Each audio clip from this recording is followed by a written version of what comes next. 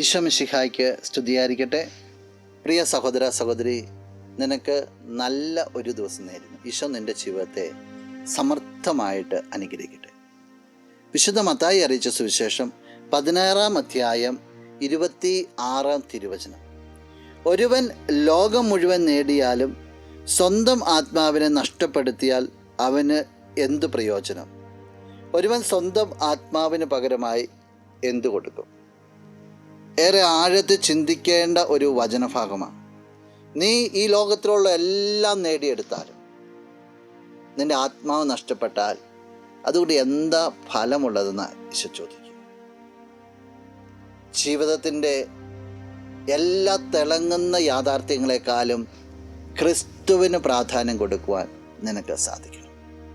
ജീവിതത്തിൻ്റെ പ്രയോറിറ്റി എന്ന് പറയുന്നത് ദൈവവും ദൈവിക കാര്യങ്ങളുമാണ്, സ്വർഗവും സ്വർഗീയ കാര്യങ്ങളുമാണ്. മറ്റെല്ലാം കളർഫുൾ ആയിരിക്കും, മറ്റെല്ലാം ഉണ്ടെങ്കിൽ തിളക്കമാർന്ന ഒരു ജീവിതം നയിക്കാമെന്നൊക്കെ തോന്നും. അതൊക്കെ ഉണ്ടെങ്കിൽ ഈ ലോകത്തിൽ കാര്യമുള്ളൂ എന്നൊക്കെ തോന്നും. പക്ഷെ അതൊക്കെ സെക്കൻഡറി.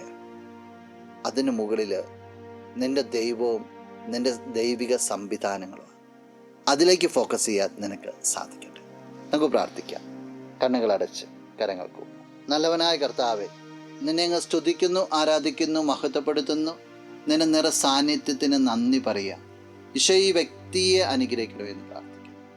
എപ്പോഴും നിനക്ക് പ്രാധാന്യം കൊടുത്ത് മുന്നോട്ട് പോകാൻ സഹായിക്കണം. ഈ ദിവസത്തിന് വേണ്ട നന്മകൾ, കൃപകളെല്ലാം നൽകണമേ, ഇപ്പോഴും എപ്പോഴും എന്നേക്കും. ആമേൻ. നീ പരിശുദ്ധൻ, നീ എന്നും സ്തുതിൻ.